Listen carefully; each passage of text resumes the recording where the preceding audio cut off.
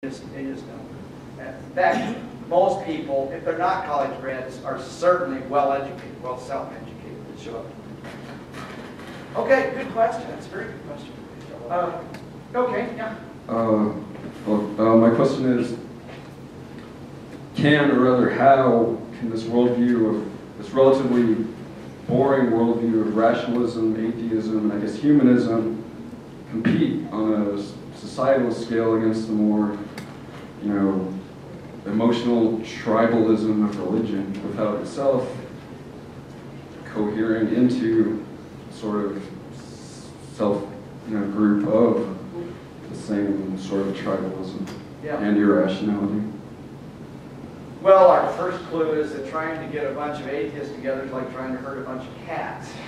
So they don't organize very well. The more intelligent you are, the more difficult it is to get you to buy into ritual and superstitious beliefs. So that's pretty good. The second thing that's going on, if you just look around you, could we have had this meeting 5 years ago?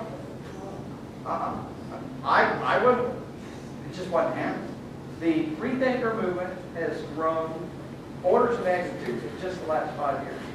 In Kansas City, we've seen fourfold increase in just the last 2 years. 4 times as many people coming to our meetings as we had 2 years ago.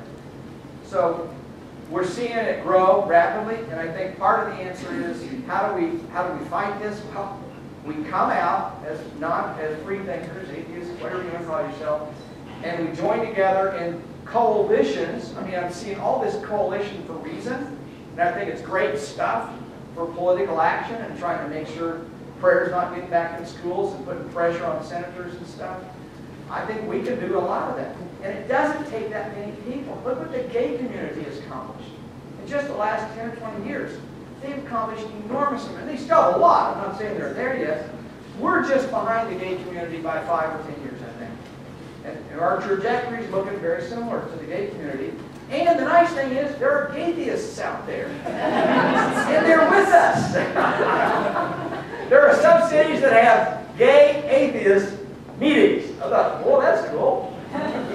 So, I don't know. There's a lot of things. I think, just think about what is your niche. What's something you can do to make a statement, to make a stand, to combat it. And I think we can see, if you look back 200-300 years, this concept almost didn't exist until the Enlightenment came along. And since the Enlightenment, the process of free thinking and rational and scientific thought has grown and grown and grown. And there's no guarantee it wouldn't go backwards. I mean, we know what the Dark Ages were. It can go backwards. But I think we see a trajectory. And I'm hoping that if we all stick together a little bit, we don't have to stick together like the religionists do. But if you want to keep creationism out of the schools, come talk to me and we'll work together to keep it out of the schools. I think that's the kind of stuff we can work on. And you could be a Republican, I could be a Libertarian, and you could be a Democrat. We can still work on keeping prayer out of schools and creationism out of schools. That is kind of supersedes political philosophy. Yeah. Yeah. I was wondering if you had heard of the Church of Reality. I actually just came across this within the last month. It's a church based around reality, like accepting evolution and all that stuff, but they're still bringing the religion aspect into it. And I was wondering, is that another form of the God virus, or is that what you're thinking? Well, if it's a God virus, it's based on irrational, invisible friends and stuff like that. Do they have invisible friends in the Church of Reality? Not as far as I know. They believe in the real world. Well, so do I, so I must be a member of that. Well, I think the Ethical Society, the Ethical Society's been around for 150 years. They look a lot like that. They have songs. Let's face it, we are human beings. We want social contact and we love ritual. Even the most atheist still likes a little ritual every now and then, likes to sing Kumbaya around the campfire once in a while. So we can see that as human beings, we like ritual. That doesn't mean we're religious. Ritual is just a part. You go back to the most primitive tribes tens of thousands of years ago were engaging in ritual. So it's built right into our DNA. We can't escape it. I don't think just because we want to engage in a little ritual makes us religious or makes us believe in flying spaghetti monsters or anything else. I do. I believe in flying spaghetti monsters. I have been, but that's because I was born and raised in Kansas, and if it hadn't been for the Kansas School Board, we would not have flying spaghetti monster. So, yeah. Yeah. I'm originally a Kansan myself, so and actually I'm from that town called Washita, which is odd. Wichita, yeah.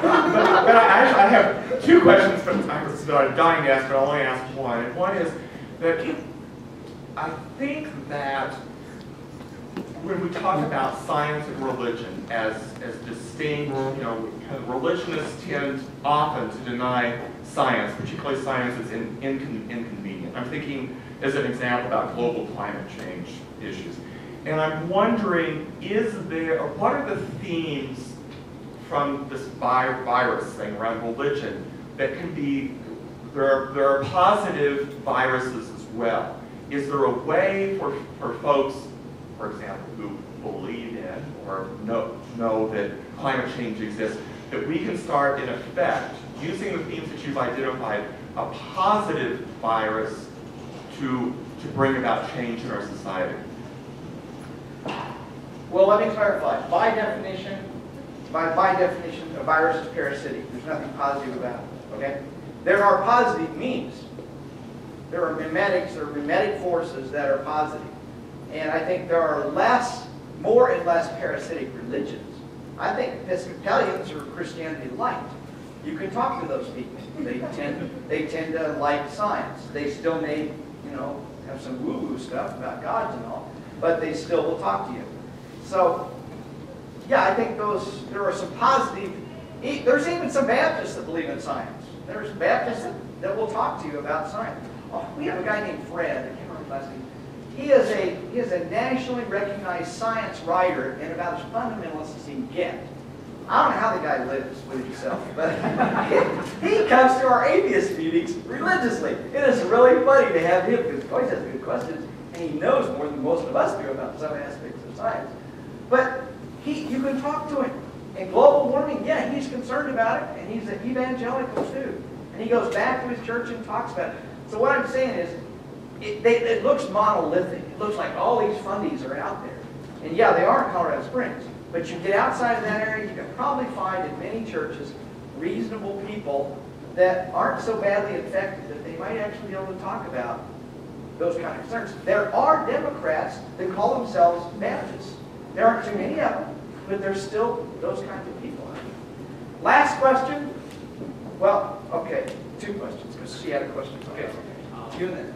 Well, I would kind of object to that last comment about Colorado Springs because I'm from there. Yeah, I know all about Ted Haggard. Okay. With that. Sort of given that you mentioned the monolithic sort of stature of religion in society, how best do skeptics, atheists, agnostics, people like that, how best do we sort of come to, not really combat it, but how do we resist sort of besides this? Is there any other way you could suggest for resisting the influence of religion in our lives or in the public sector? Besides going after kids like they do, sort of. How we can resist and what? I'm not sure. How we can resist or how can we coexist, sort of. That was a really bad question, sorry. Well, I try to talk in the last 4 chapters about that. It's, I'm not sure exactly what you're asking me, except how do you personally resist it or how we as a society how we as a collective society. How do we as a collective? Well, collectively, I think we have to do the things I talked about.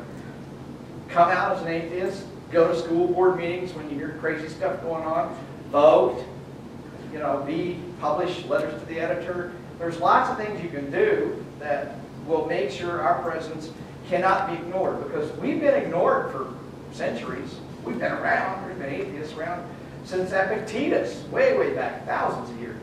But we need to stand up and let people know we're not going to let you run over us anymore. And at work, if the religion subject comes up and you think it's appropriate, say that's not something I believe, or I don't think we should be praying before staff meetings, or because there's still companies that do that. They pray before staff meetings. That's the time to make a statement. Be ready to be fired, too. Okay, she had a question. I want to honor that. Well, just a quick question about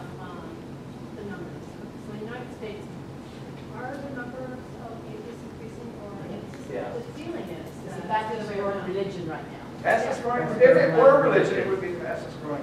Yeah, yeah. The polls of Pew Charitable Trust, you know, they're probably the most trusted polling company in this particular area of religion. It's consistently saw an increase since about 1990. It's going up and up. And it's up to 16% now of the ones that admit it. Yeah, right. Well, and you know, there's some argument about that 16%, because some of that 16%, they don't say they're atheists, they say they're non-religious. Non-religious, right. And they may be pretty strongly non-religious, but they don't use the word atheist. And part of the problem is, and I've still got problems with their polling methods, because sometimes they don't even give you the option of, or the way they word the question, people might not, you know, agree with it. So, yeah. So I think the way you ask the question can really influence the response, and Pew's generally pretty good about it. Did you see that latest, what was that latest publication that came out from Pew?